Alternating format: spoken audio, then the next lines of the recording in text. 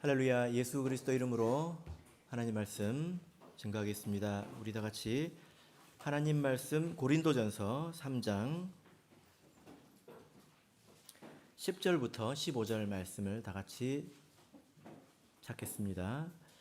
고린도전서 3장 10절에서 15절 말씀을 저와 여러분이 한 절씩 읽도록 하겠습니다. 10절. 내게 주신 하나님의 은혜를 따라 내가 지혜로운 건축자와 같이 터를 닦아두매 다른 이가 그 위에 세우나 그러나 각각 어떻게 그 위에 세우기를 조심할지니라.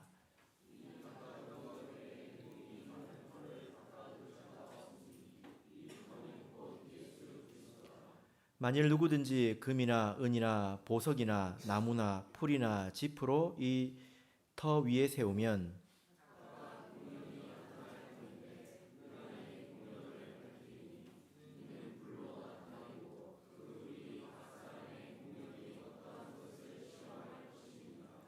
만일 누구든지 그 위에 세운 공력이 그대로 있으면 상을 받고 누구든지 공력이 불타면 해를 받으리니 그러나 자기는 구원을 얻되 불 가운데서 얻은 것 같으리라. 아멘. 네, 오늘 이 시간은 불멸의 성전을 세우는 자들이라는 제목으로 하나님 말씀을 증거하겠습니다. 지금 우리가 신앙생활을 하고 있는 이 교회 건축물 몇 년도에 완공되었는지 아십니까? 1912년이죠. 올해 몇 년째인가요? 대략 13년, 12년, 13년 이렇게 되었죠. 벌써 그렇게 되었습니다. 네? 2012년. 1912년이라고 했어요? 죄송합니다. 100년이 넘는 역사를 제가 만들었네요. 2012년에 우리 교회가 완공이 되었고, 땀이 나네요, 제가. 지금 이제 2025년, 13년이 되었습니다. 자, 그러면 우리가 이 건물을 앞으로 몇 년을 더 쓸 수 있을까요? 네. 그런 생각을 해보셨습니까?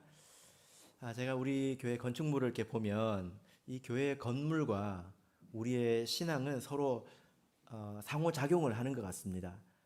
교회 이 눈에 보이는 이 건물이 우리 신앙에 상당히 영향을 미치죠. 그리고 우리의 신앙도 이 교회의 건물에 또 영향을 미치는 것 같습니다. 예전 우리 교회 건물들을 이렇게 생각해 보면 교회에 딱 있는 게 뭐 2가지 혹은 3가지 정도 됐던 것 같아요. 뭘까요? 예배당, 식당, 화장실, 요 3개. 그죠? 요 3개 정도 됐던 것 같습니다. 그러니까, 뭐, 그때는 뭐 다들 그랬죠. 또 너무 없어서 그러기도 한 것 같습니다. 그러니까 교회 오면 딱 하는 게 3가지밖에 없잖아요. 뭐죠? 예배 드리고, 밥 먹고, 화장실 가는 것. 그죠? 그러나 지금은 우리 교회가 굉장히 그런 면에서 많이 성장을 했습니다. 지금은 신도의 실도 있고, 그리고 종교 교육을 위해서 교육실도 이제 있습니다. 그리고 우리 교회는 카페도 있죠. 그리고 탁구장도 있는 거 아십니까? 모르시는 분도 있는 것 같습니다. 3층에 가시면 탁구장도 아주 널찍하니 있습니다. 그래서 이런 이제 공간으로 인해서 우리 소그룹 활동이 더욱더 이렇게 원활하게 이제 돌아가게 되지 않습니까? 그래서 이 공간이 우리 신앙에 영향을 미치고 있다. 뭐 그것이 전부는 아니지만 그렇게 볼 수 있습니다. 만약에 신도의 실이 없다면 여러분 신도의 활동 잘할 수 있을까요? 그럴 수 있을까요? 쉽지 않겠죠. 그런데 또 반대로 우리의 이 신앙이 교회에 또 영향을 미칩니다. 이제 대표적으로 하나님을 사랑하는 그런 마음이 어디서 많이 보이냐면 하나님을 사랑하는 성도들이 많으면 교회가 깨끗합니다. 청결합니다. 그래서 봉사의 기본이 뭐죠? 청소잖아요. 청소. 그죠? 그렇게 생각이 됩니다. 그리고 또 바른 신앙을 세우는 것을 원하는 사람들이 있는 교회를 가보면 교회를 만들 때, 교회를 세울 때 꼭 필요한 공간을 갖추려고 노력을 합니다.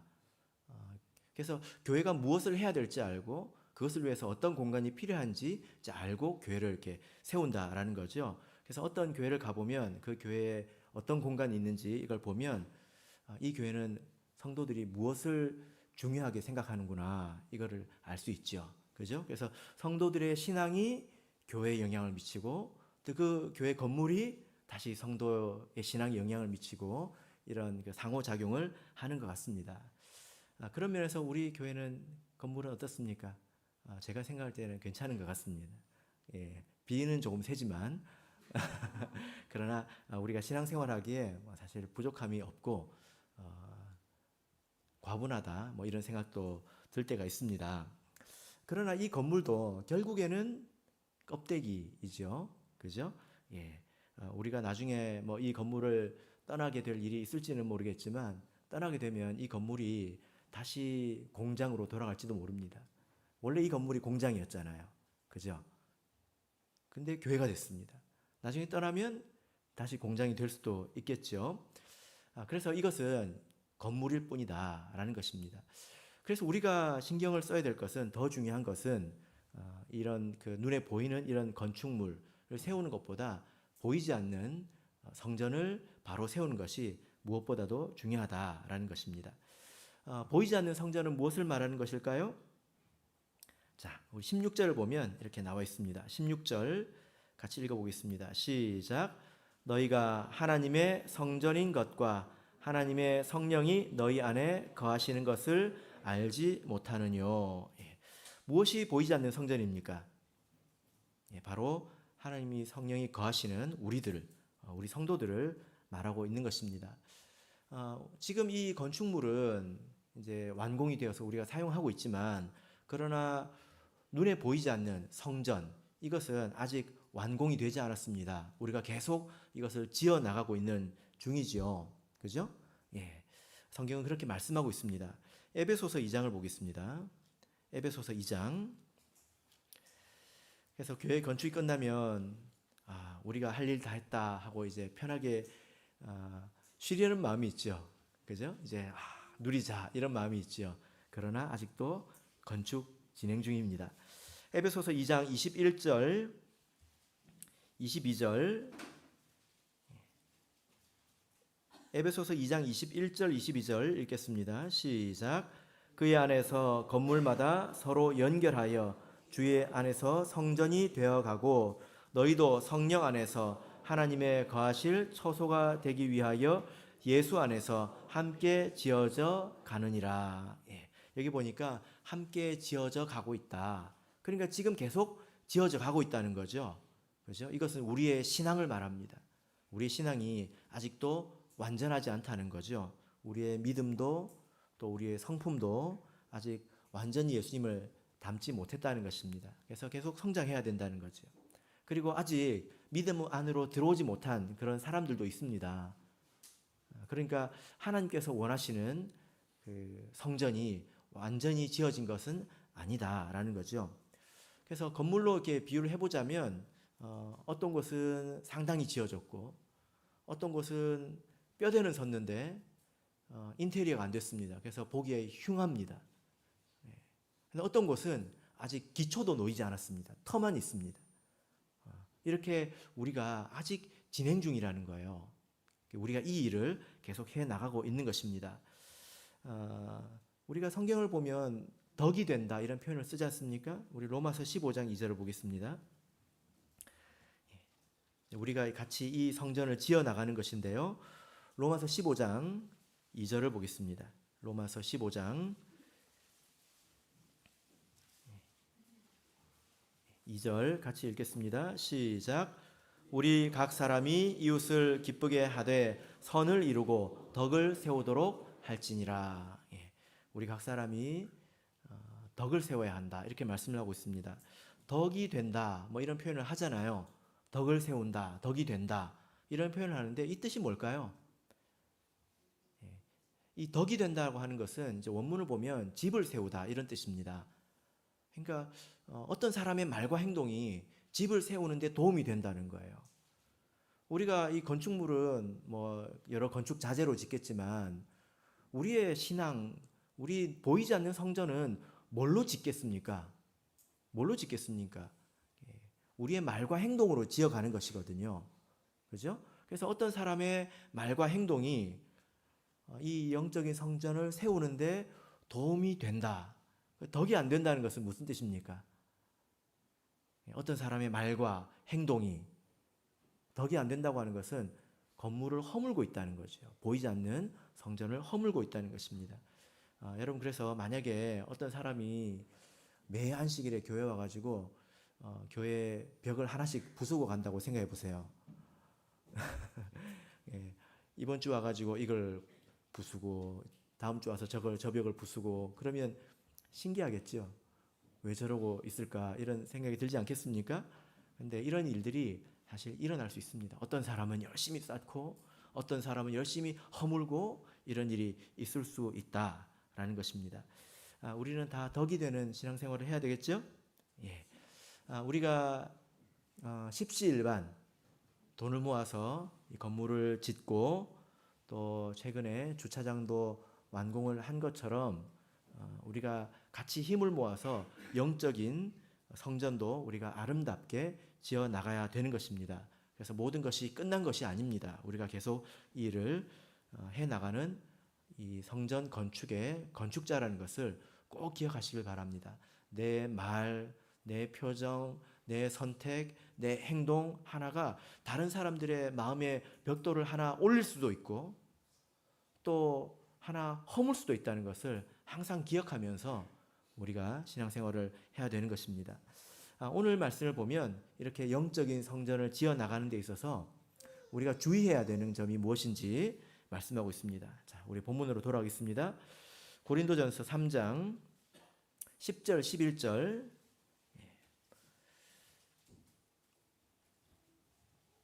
고린도전서 3장 10절 11절 읽겠습니다. 시작. 형제들아, 내가 우리 주 예수 그리스도의 이름으로 죄송합니다. 1장을 읽고 있습니다. 오늘 좀 이상하네요. 죄송합니다. 10절 11절 시작. 내게 주신 하나님의 은혜를 따라 내가 지혜로운 건축자와 같이 터를 닦아두매 다른 이가 그 위에 세우나 그러나 각각 어떻게 그 위에 세우기를 조심할지니라. 이 닦아둔 것 외에 능히 다른 터를 닦아둘 자가 없으니 이 터는 곧 예수 그리스도라. 예. 자, 지금 바울 사도가 먼저 이 이야기를 하고 있습니다. 집을 지으려면 제일 먼저 뭐가 있어야 될까요? 예, 땅이 있어야 되겠죠. 뭐 공중에다가 집을 지을 수 없지 않습니까? 예. 그러면 그 땅에다가 집을 지을 때 제일 먼저 뭘 해야 될까요? 예, 기초를 놓아야 되겠죠. 그죠? 예, 기초가 아주 튼튼해야 합니다. 저도 사실 뭐 이런 부분에서 잘은 모르는데요. 집이 얼마나 무거울지 생각해 보셨습니까? 집이 얼마나 무거울지 한번 생각해 보셨습니까? 엄청 무겁겠죠. 그죠? 그것을 그냥 땅 위에 올려놓으면 어떻게 될까요? 이게 점점 내려갑니다. 그래서 기초를 놓는 것입니다. 예전에 제가 이제 청주 교회에 있었을 때 이제 그 교회를 보니까 지은 지 한 10년 정도 됐습니다. 근데 그 지대가 안반지대예요. 안반지 지대입니다. 그러니까 바위로 되어 있습니다. 그리고 그 위에 그걸 잘 아시는 분들이 계셔가지고 기초 이 콘크리트를 아주 튼튼하게 쌓았습니다. 이렇게 놓았습니다. 그리고 거기에다가 교회를 올렸는데요. 10년 정도 지나니까 1cm 정도 가라앉았더라고요. 예, 그래서 제가 깜짝 놀라서 물어보니까 이 정도는 뭐 크게 문제가 될 정도는 아니다. 근데 이게 이쁘게 가라앉는 게 아니라 한쪽만 가라앉으면 어떻게 될까요? 예, 그러면 건물에 금이 갑니다. 뒤틀어지고 이제 건물이 이제 금이 가는 거죠. 그래서 기초를 잘 놓는 것이 집을 짓는 데 있어서 아주 중요하다라고 저도 들은 바 있습니다. 우리 신앙의 집도 마찬가지인데요. 바울 사도가 이렇게 이야기합니다. 바울 사도는 자기가 가는 곳마다 이 기초를 놓는 것이 자기의 사명이다. 이렇게 이야기를 하고 있습니다. 자, 이 기초는 무엇일까요? 11절 보면 이 터는 곧 예수 그리스도다 이렇게 말씀을 하고 있습니다. 그래서 우리가 사도행전을 보면 이미 우리가 잘 알고 있는데요. 사도행전은 한 곳에 오래 머물지 않았죠.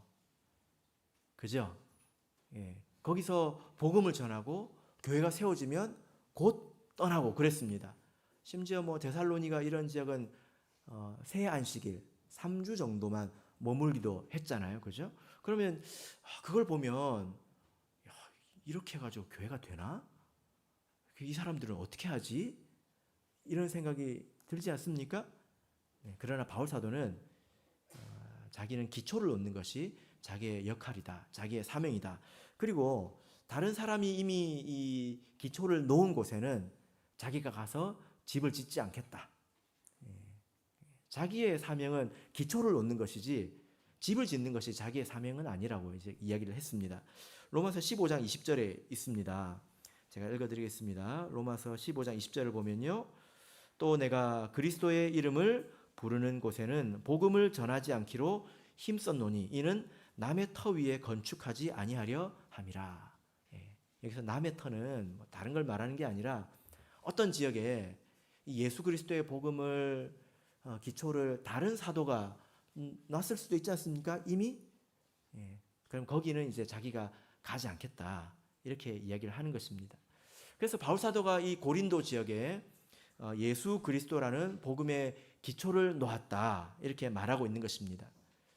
그런데 이 말의 뜻이 뭐냐면은 내가 기초도 놓고 집도 짓고 모든 걸 다 하는 게 아니다 이 말을 지금 하고 있는 거죠. 그죠? 그래서 10절을 다시 한번 보시면 내게 주신 하나님의 은혜를 따라 내가 지혜로운 건축자와 같이 터를 닦아두매 다른 이가 그 위에 세우나 다른 이가 그 위에 세운다 이렇게 말씀을 하고 있습니다. 그리고 11절에서는 뭐라고 말합니까? 이 닦아둔 것 외에 능히 다른 터를 닦아둘 자가 없다. 다른 사람은 터를 닦아뒀으면 그 위에 와서 집을 세워야지 거기에 와서 터를 다시 닦으려고 하면 안 된다. 이 이야기를 하고 있는 것입니다. 이 말은 사실 이제 앞전에 6절에 있는 말씀을 하고 있는 거죠. 바울 사도가 이렇게 이야기합니다. 나는 심었고 아볼로는 물을 주었으되 오직 하나님은 자라나게 하셨나니 자기는 심었고 아볼로는 물을 주었다는 것입니다. 이것을 건축으로 놓고 보자면 바울 사도는 기초를 놓았고 아볼로는 그 위에 집을 지었다는 것입니다. 그죠? 그렇게 이야기를 하고 있는 것입니다. 자, 그래서 나는 기초를 놓는 것이고 다른 사람은 집을 짓는 것이다. 내가 이미 기초를 놓았기 때문에 다른 사람이 다시 기초를 놓을 수 없다. 이렇게 말씀을 하고 있는 거죠. 한국을 보면 한국의 우리 참예수교회의 복음이 뿌려진 지 지금 75년이 지났습니다. 그리고 부산으로 보자면 교회 설립을 기준으로 놓고 보자면 65년 정도 이미 되었습니다.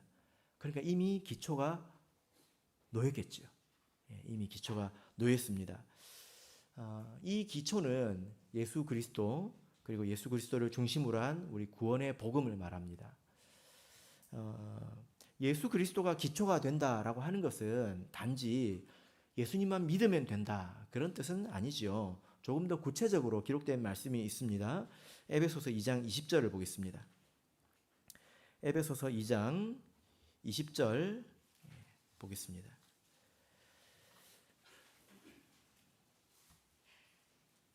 에베소서 2장 20절. 자, 바울 사도가 기초를 놓았다고 이야기하고 있는데요. 자, 이 말씀이죠. 자, 읽겠습니다. 시작. 너희는 사도들과 선지자들의 터 위에 세우심을 입은 자라 그리스도 예수께서 친히 모퉁이 돌이 되셨느니라. 예수님께서 무엇이 되신다고 말하고 있습니까? 모퉁이 돌. 그죠? 모퉁이 돌. 모퉁이 돌이 뭡니까? 집을 지을 때 지금은 뭐 건축 방식이 다르기 때문에 이렇게 짓지 않습니다. 또 뭐 지역마다 다르기 때문에 꼭 같다고 말할 수는 없지만 일반적으로 집의 가장자리에 놓이는 이제 돌을 모퉁이 돌이라고 하지 않습니까? 이 돌이 집을 지을 때 기초가 됩니다. 가장 먼저 놓이는 돌이기 때문에 이 돌을 머릿돌이라고도 합니다. 그래서 예수님께서 모퉁이 돌이면서 머릿돌이다. 성경은 이렇게 말씀을 하고 있죠. 마가복음 12장 10절을 보시면 너희가 성경의 건축자들의 버린 돌이 모퉁이의 머릿돌이 되었노니 이렇게 말씀을 하고 있습니다. 그래서 예수님은 모퉁이 돌이면서 제일 먼저 놓이는 머릿돌이라는 것입니다. 모퉁이 돌, 머릿돌 우리가 이런 것에 익숙하지 않아서 우리가 뭐 찾아볼 수밖에 없는데요. 집을 지을 때 가장 먼저 놓이는 것이 이 머릿돌입니다. 그러면 이 돌을 기준으로 해서 집의 방향이 정해지는 거예요. 어느 쪽을 볼 것인가 정해집니다. 각도도 정해지고요. 수평도 정해지고 수직도 정해집니다. 이것이 기준입니다. 그래서 이것을 잘못 놓으면 어떻게 될까요? 집이 뒤틀어지겠죠. 방향이 잘못되겠죠. 그죠? 예. 그리고 이 모퉁이 돌이 이 벽과 벽이 만나는 그런 지점이 되기 때문에 서로 벽과 벽을 고정하고 또 결합하는 그런 역할을 합니다. 그래서 이 모퉁이 돌은 제일 단단하고 제일 정교하고 그런 돌이 되죠. 이사야서 28장을 보겠습니다. 이사야서 28장 16절을 보면 이 예수님 머릿돌 되신 예수님에 대해서 이렇게 말씀을 하고 있습니다. 이사야서 28장 16절 자, 읽겠습니다. 시작. 그러므로 주 여호와께서 가라사대 보라 내가 한 돌을 시온에 두어 기초를 삼았노니 곧 시험한 돌이요 귀하고 견고한 기초 돌이라 그것을 믿는 자는 급절하게 되지 아니하리로다. 자, 여러분 여기 보니까 시험한 돌이고 아주 귀한 돌이고 견고하다. 이렇게 말씀하고 있지 않습니까? 예수님께서 이 보이지 않는 우리 영적인 성전의 모퉁이 돌이 되시고 그 모퉁이 돌을 기준으로 해서 사도와 선지자들이 터를 닦았다는 것입니다. 사도와 선지자들이 가르침으로 그 위에 우리의 신앙이 세워졌다라는 거죠. 그래서 우리가 신앙의 집을 세울 때 가장 중요한 것, 기초가 되는 것은 바로 예수 그리스도이고 예수 그리스도를 중심으로 한 우리 구원의 복음이 됩니다. 곧 진리가 되는 거죠. 구원의 진리가 되는 것입니다. 그래서 교회를 성경은 진리의 기둥과 터다 이렇게 말씀을 하고 있습니다. 교회가 있는 곳만큼 진리가 있고 진리가 있는 곳에 교회가 있다. 그래서 교회가 진리의 기둥과 터이다 이렇게 말씀을 하고 있습니다. 지금으로 보자면 우리 참예수교의 이 기초는 무엇일까요? 우리 기본 신앙이 되겠죠.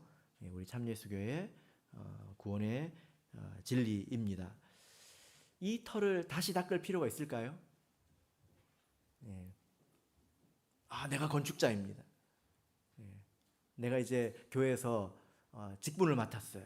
내가 집을 세워야 돼요. 그래서 이 기초를 다시 놓을 필요가 있을까요? 자, 우리 히브리서를 보겠습니다. 히브리서 6장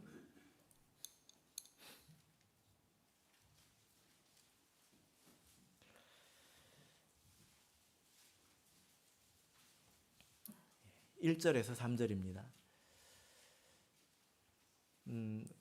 우리 이 영적인 성전을 보면 사실 잘못 쌓아져 있는 부분도 있습니다. 그래서 허물어야 되는 부분도 있어요. 허물어지는 것이 은혜인 영역도 있습니다.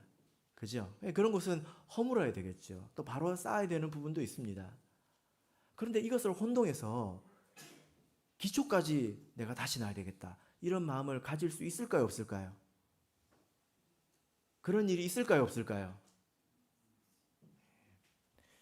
자, 우리 보겠습니다. 히브리서 6장 1절에서 3절 읽겠습니다. 시작. 그러므로 우리가 그리스도의 도의 초보를 버리고 죽은 행실을 회개함과 하나님께 대한 신앙과 세례들과 안수와 죽은 자의 부활과 영원한 심판에 관한 교훈의 터를 다시 닦지 말고 완전한 데 나아갈지니라. 하나님께서 허락하시면 우리가 이것을 하리라. 자, 여기서 그리스도의 도의 초벌을 버리라 하고 하는 것은 쓰레기통에 집어버리라 뭐 그런 뜻이 아니라 그건 놔두라는 것입니다. 그건 놔두고 우리 신앙이 완전해지는 방향으로 나아가야 된다는 거죠. 그러라고 했더니 기초를 송두리째 바꾸려고 그러면 안 된다는 것입니다. 그죠? 그래서 우리 교회에 사실 뜯어 고쳐야 될 부분이 아직도 많이 있습니다. 부족한 부분이 많이 있습니다. 그러나 우리가 기초에는 건드려서는 되지 않겠죠. 그죠? 그렇게 말씀을 하고 있습니다. 다른 이가 와서 다른 기초를 놓을 수 없다. 바울사도가 이렇게 말하고 있지 않습니까? 이것이 우리가 주의해야 되는 지점입니다. 내가 다시 한번 해보겠다 해서 바꾸려고 해서는 안 된다는 것입니다. 자, 그러면 돌아가서 고린도전서 3장 12절을 보겠습니다. 고린도전서 3장 12절. 자, 우리가 이어서 이 영적인 성전을 건축하는 데 있어서 주의해야 될 점에 대해서 다시 읽어보겠습니다. 시작. 만일 누구든지 금이나 은이나 보석이나 나무나 풀이나 지프로 이 터 위에 세우면, 이제 말씀하시는 것은 우리가 이 영적인 성전을 지을 때 어떤 재료로 이 집을 지을 것인지에 대해서 잘 생각해 보라, 이렇게 말씀을 하고 있죠. 집을 지을 때 모든 집을 짓는 재질이 같지 않습니다. 그죠? 모델 하우스는 뭘로 만들까요? 판자로 만듭니다. 판자로. 왜 그렇죠? 조금 있으면 허물어 버릴 것이니까, 임시적인 것이니까 판자로 만듭니다. 우리 총회가 있는 그 대전 그 대동을 가보면 집이 굉장히 오래됐습니다. 근데 거기 또 새로 들어오는 가게들이 있거든요. 집을 새로 지을까요? 아니에요. 안에만 인테리어를 합니다. 왜 그렇죠? 좀 있으면 거기 재개발이 들어가거든요. 결국 이제 금방 허물 것이기 때문에 그렇습니다. 근데 어떤 집은 콘크리트, 철근을 써가지고 100년이 가도록 단단하게 집을 짓지 않습니까? 그죠? 그런 것처럼 건물을 지을 때 그 필요와 목적에 따라서 재질을 다르게 하는 것이 상식적인 거잖아요. 모델하우스를 짓는데 철근 콘크리트로 지으면 이것은 이제 너무 낭비하는 거죠. 성전을 짓는데도, 우리 영적인 성전을 짓는데도 다양한 재질이 있다. 이것을 우리가 배울 수 있습니다. 여기 보니까 무엇으로 지을 수 있습니까? 첫 번째 보니까 금이나 은이나 보석같이, 이것은 아주 값지고 단단한 것, 또 불에 잘 타지 않는 것을 말하고 있습니다. 그리고 반면에 또 어떤 것이 있습니까? 나무나 풀이나 지프로. 이 말씀을 읽을 때마다 아기돼지 삼형제가 생각이 나서 말하고 싶은데 말하지 않겠습니다. 금이나 은이나 보석으로 집을 짓는다고 하는 것은, 그렇게 집을 지으려면 얼마나 오래 걸릴까요? 왜냐하면 이게 구하기가 어렵지 않습니까? 여러분 혹시 금광을 발견한 적 있습니까? 금광. 금광을 발견했다고 그러면 이제 잔치할 거죠. 그죠? 제가 찾아봤는데요. 금광에서 금이 어디서 나오는지 아십니까? 금광을 패면 땅에 금이 막 박혀 있을 것 같죠? 여러분 너무 순진하시네요. 금광석이라는 게 있습니다. 돌에 묻어 있어요. 돌을 캐가지고 돌을 이렇게 재련을 합니다. 정련을 하죠. 그럼 1톤을 캐가지고, 돌이 1톤을 캐가지고 이거를 하면 금이 얼마나 나올까요? 5g 나온대요. 5g. 금광석에서. 얼마나 힘들지 한번 생각해 보세요. 여러분 곡괭이 가지고 땅을 한번 파보세요. 돌을 한번 파보세요. 1톤을 캐려면 얼마나 힘이 드는지.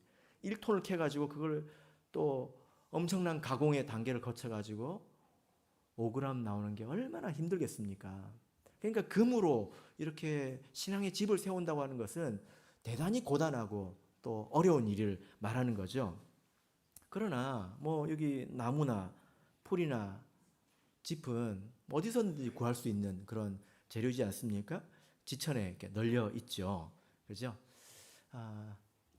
우리 자신을 먼저 한번 생각해 봐야 되는데, 나는 내 신앙의 집을 무엇으로 세워가고 있는가? 내 신앙의 집에 재질도 있을 것이고, 또 내가 다른 사람 직분자로서 혹은 일꾼으로서 내가 맡은 역할을 할 때, 다른 사람의 신앙을 또 내가 세워줄 때 나는 무엇으로 세워가고 있는가? 우리가 같이 우리 교회 신앙을 세워갈 때 우리는 어떤 재질로 세워가고 있는가? 이것을 생각해 봐야 합니다. 금으로 집을 짓는다고 하는 것은 무엇을 말할까요? 우리가 진실하고 또 단련된 신앙으로 집을 짓는다는 것이겠죠. 예수님을 향해서 가식적이지 않고 진실한, 그리고 단련되어서 성숙한 그런 신앙으로 신앙을 차곡차곡 세워나가는 것을 말할 것입니다. 이것은 아주 어려운 일이죠. 그러려면 우리가 많은 기도와 또 노력, 그리고 이런 성숙한 신앙은 절대로 그냥 얻어지지 않습니다. 그냥 성숙하는 사람 보셨습니까? 안 아프고 크는 애들 보셨습니까? 베드로전서 1장 7절을 보겠습니다. 베드로전서 1장 7절. 베드로전서 1장 7절 읽겠습니다. 시작. 너희 믿음의 시련이 불로 연단하여도 없어질 금보다 더 귀하여 예수 그리스도에 나타나실 때에 칭찬과 영광과 존귀를 얻게 하려 함이라. 자, 여기 보니까 너희의 믿음이 금보다도 더 귀하다. 이런 금과 같은 신앙이 어디서 나올까요? 6절을 보시면 아시겠죠. 한 절 앞에 보면 이제 여러 가지 시험을 인하여 잠깐 근심하게 되지 않을 수 없었으나, 시련을 통해서 된다는 것입니다. 비도 맞고 바람도 맞고 뜨거운 태양빛도 맞고 그것을 다 견뎌서 우리의 신앙이 이렇게 세워진다는 거예요. 반면에 이 금으로만 우리의 신앙의 집을 세울 수 있는 게 아닙니다. 나무로도 지을 수 있고 심지어 지푸라기로도 집을 지을 수 있습니다.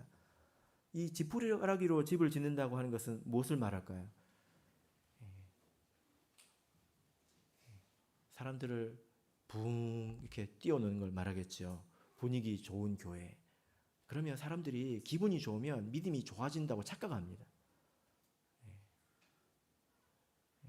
즐거운 교회, 또 교회 가면 가벼운 위로들이 있는 교회. 그래서 가면 마음이 편하고 또 세상의 어떤 매력적인 것들로 교회를 치장해서 세련돼 보이게 하고 사람들을 매혹하는 그런 교회. 예수 그리스도를 진실하게 따르는 것이 아니라 사람과의 관계를 통해서 내가 신앙생활을 하는 것, 혹은 지도자와의 친분을 통해서 신앙을 세우는 것. 여러분, 이게 진짜 효과가 있어요. 밥 먹는 게 진짜 효과가 있다고요. 정말입니다. 그러면 사람들이 기분이 좋아지고요. 대접받는 것 같고, 존중받는 것 같고, 위로받는 것 같고, 그래서 내가 내 신앙이 세워졌다고 생각을 합니다. 그걸 의지해서 교회 신앙생활을 하지요. 이렇게 이제 지속하려면 교회가 사람의 죄에 대해서 책망하지 말아야 합니다. 그리고 한 사람의 개인의 삶에 대해서 깊이 관여하지도 말아야 돼요. 그래서 적당히 못 본 척 해야 돼요. 이렇게. 프라이버시 있잖아요. 프라이버시 있잖아요. 딱 적당히 모른 척하고, 알면서도 모른 척하고 이렇게 합당한 말만 이제 하는 거죠. 근데 그래야 될까요? 가족 사이에 옆에 가족이 죽어가는데 프라이버시가 있습니까? 프라이버시니까 너는 그렇게 죽어가라 이렇게 할 수 있습니까? 아니죠.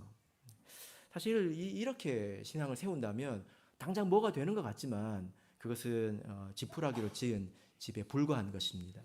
우리가 이 신앙의 집을 무엇으로 세울 것이냐? 금으로, 은으로, 보석으로 세우는 것은 대단히 고단하고 더디 보이고 해도 한 것이 없는 것 같이 보이기도 할 것입니다. 그러나 지푸라기나 이렇게 나무로 지으면 대단히 성과가 있는 것 같고 막 부흥하는 것 같고 뭐가 잘 되는 것 같고 그러겠죠. 예. 여러분 그러나 우리는 비싸고 또 시간도 많이 들고 공력이 많이 들지만 우리는 금과 은과 보석으로 신앙의 집을 지어야 합니다. 왜 그렇습니까? 오늘 본문에서 뭐라고 말합니까? 그 이유가 뭐죠? 그날이 온다 이렇게 말씀을 하고 있죠. 자, 13절을 보겠습니다.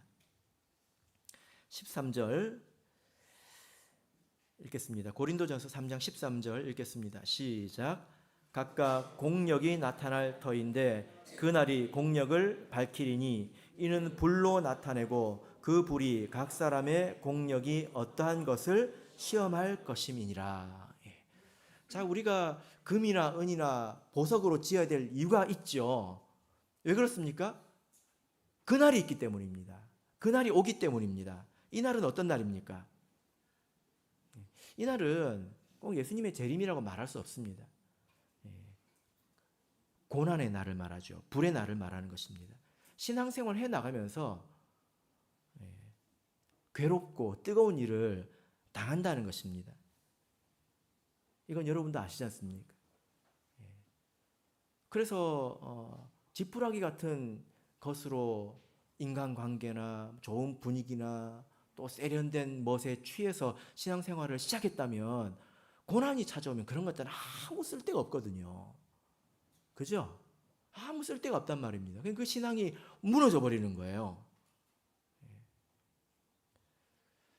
그런 날이 오기 때문에 내가 지금 지어서 뭔가 된 것처럼 보이지만 결국 아무런 의미가 없어져 버리지 않습니까? 그래서 우리가 이렇게 좋은 것으로 집을 지어야 된다는 것입니다.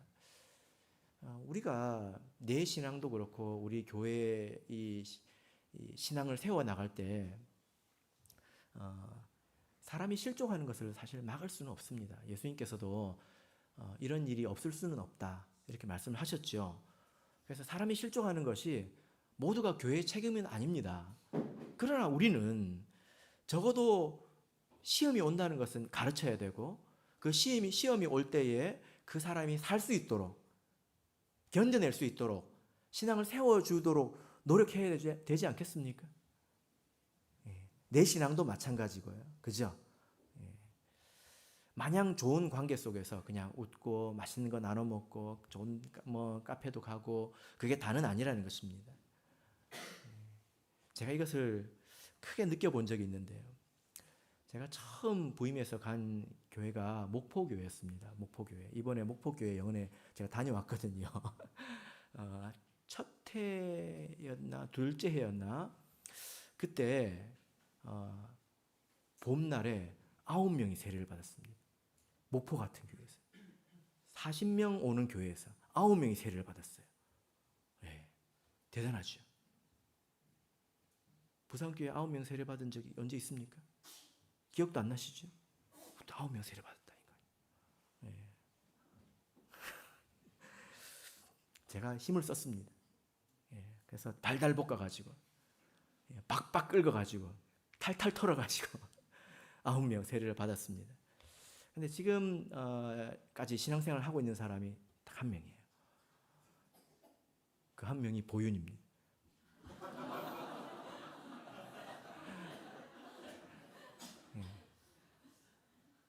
제가 뭘 한 걸까요? 제가 뭘 한 걸까요? 이렇습니다, 여러분. 이럴 수 있다는 거예요. 그래서 제가 그 목포 가서 제가 그 광경을 보면서 곰곰이 생각을 해봤는데 우리 교회에 보면 신앙생활 30년, 40년, 50년, 60년, 심지어 70년 하신 분도 있어요. 근데 10년짜리가 잘 없습니다. 제가 그래서 목포교회 영은에 가가지고 그때 60명이 모였거든요. 여러분 중에 세례받은 지 올해 10년 되시는 분, 10년 신앙생활 하신 분 손 들어보세요 했더니 몇 명 손 들었을까요?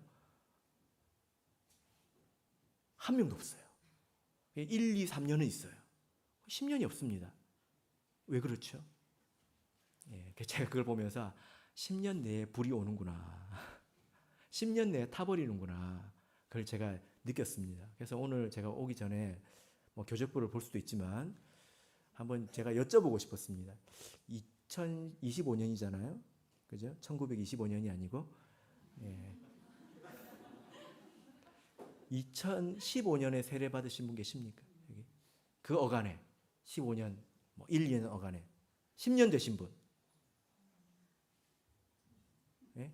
사랑이는 뭐 나가면 핍박 받잖아요. 그런 경우에 해당하지 않죠. 여러분 느끼시죠?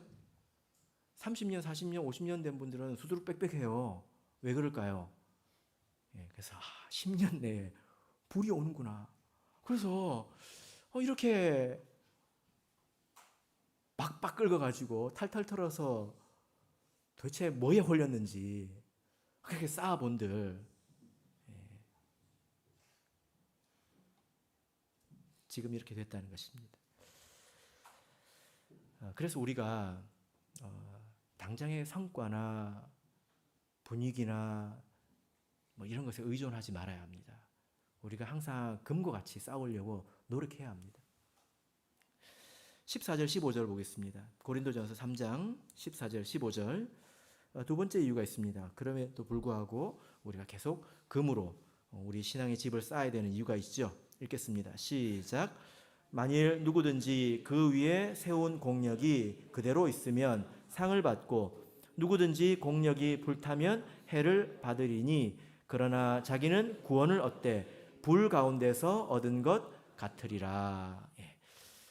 자기가 세운 집이 그대로 있으면 그것을 세운 사람이 무엇을 받습니까? 상을 받고 만약에 다 타버렸다면 무엇을 받는다고 하고 있습니까? 해를 받는다. 이렇게 말씀을 하고 있습니다.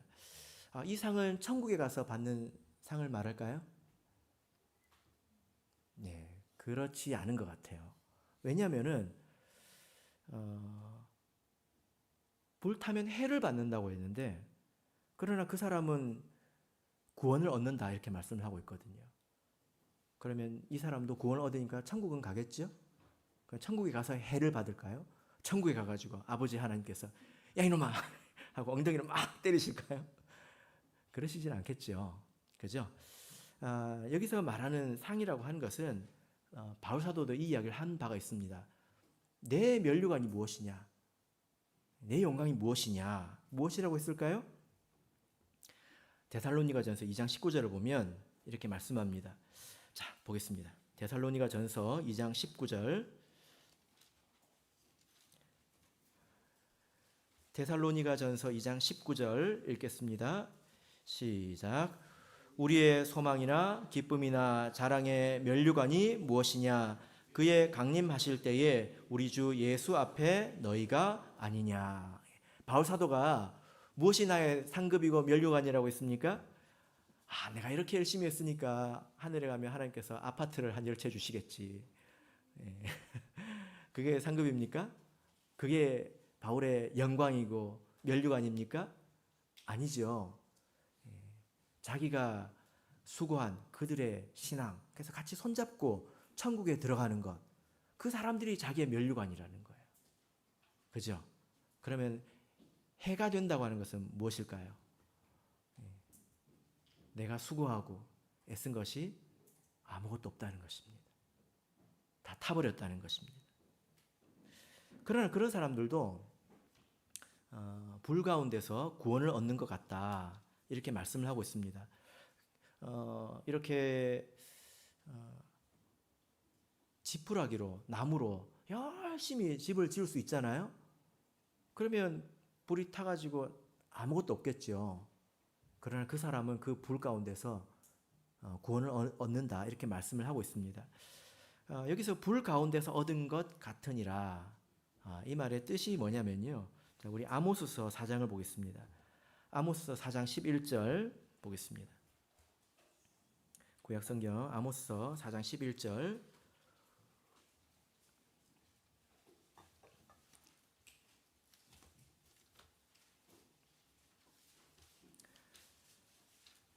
아모스 4장 11절. 자, 우리 같이 읽겠습니다. 시작. 내가 너희 중에 성읍 무너뜨리기를 하나님 내가 소돔과 고모라를 무너뜨림 같이 하였으므로 너희가 불 붙는 가운데서 빼낸 나무 조각 같이 되었으나 너희가 내게로 돌아오지 아니하였느니라. 이는 여호와의 말씀이니라. 예. 자, 여기 보면 하나님께서 이스라엘을 이렇게 심판하시는데, 근데 그 중에 불로 소돔과 고모라를 멸하듯이 이렇게 심판하신단 말이에요. 근데 그 중에 일부를 그 멸망 직전에 건져냈다는 것입니다. 그 불 가운데서 건져냈다는 거예요. 이것은 겨우 살아남았다는 뜻이죠. 하나님의 일꾼들, 당시에 선지자들이나 제사장들이나 이런 사람들이 일을 잘못한 것입니다. 신앙을 바로 세운 게 아니죠. 그래서 그 덕분에 백성들이 심판받지 않습니까? 그래서 다 타 죽는데 그 중에 몇 사람이 이제 구원을 받았다는 것입니다. 그래서 아주 위험한 상황에서 겨우 구원을 받았다는 거예요. 사실 곰곰이 우리가 생각해 보면 일꾼이, 우리가 다 하나님 일꾼이지 않습니까? 바른 신앙의 정신으로 바른 방식으로 우리가 섬기지 못한다고 하는 것은 그 사람의 신앙에 이미 문제가 있다는 것입니다. 이미 문제가 있다는 거죠. 계속 성도들과 밥이나 먹고 사람들 부추겨서 놀러나 다니고 혹은 성과에 집착해가지고 뭐 9명 세려줬다고 자랑하고 다니고 다 이 문제가 있는 것입니다. 부끄러운 일들이죠. 디모데전서를 보겠습니다. 디모데전서 4장 16절.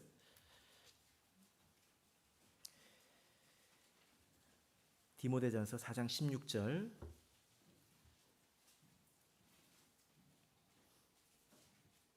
바울 사도가 디모데에게 일을 시키고 있습니다. 자, 읽겠습니다. 시작.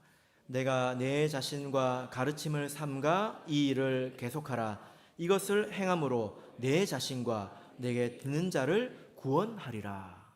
바울 사도가 디모데에게 네가 하나님의 일꾼으로서 때를 가리지 않고 전도하고 열심히 가르치고 권면하고 힘써라. 그래야 다른 사람들이 구원 얻지 않겠느냐.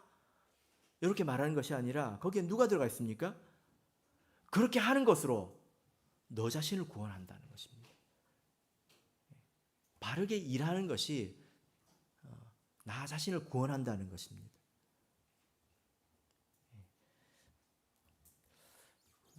우리가 온전하게 하나님을 섬기지 못한다고 하는 것은 때로는 무지해서 그렇게 할 수도 있지만, 그러나 이 무지가 넘쳐서 죄가 될 수도 있습니다. 죄악이 될 수도 있습니다. 그래서 여기에는 분명한 경계가 있는 것은 아니죠. 그죠? 그래서 우리가 주의해야 되는 것입니다. 이런 자들이 불 가운데서 겨우 구원을 얻은 것처럼 구원을 얻는다는 것입니다. 아마 그들의 인생에 많은 고난이 있을 것입니다. 섬김의 보람도 없고 고난이 있을 것입니다. 그러면 섬기는 자가 자기를 많이 돌아봐야 되겠지요. 말씀의 결론 맺겠습니다. 여러분, 이것은 목회자만을 두고 하는 이야기가 아닙니다. 우리 교회 임원만 또 성직자만 놓고 하는 이야기가 아니라 우리 모두가 다 집을 세워가는 사람입니다. 그래서 내 말과 내 행동과 내 선택으로 한 주 안식일에 벽돌 한 장을 올리고 갈 수도 있고 한 장을 무너뜨리고 갈 수 있다는 것을 항상 기억해야 합니다. 그래서 내 뒤통수를 보고 사람들이 배운다고 생각해야 합니다. 그죠? 그런 우리가 이 말씀을 통해서 우리의 섬김을 다시 돌아보고 우리 부산교회가 더욱더 하나님 보시기에 아름다운 신앙으로 금으로 건축되어 가기를 예수 그리스도 이름으로 축복합니다.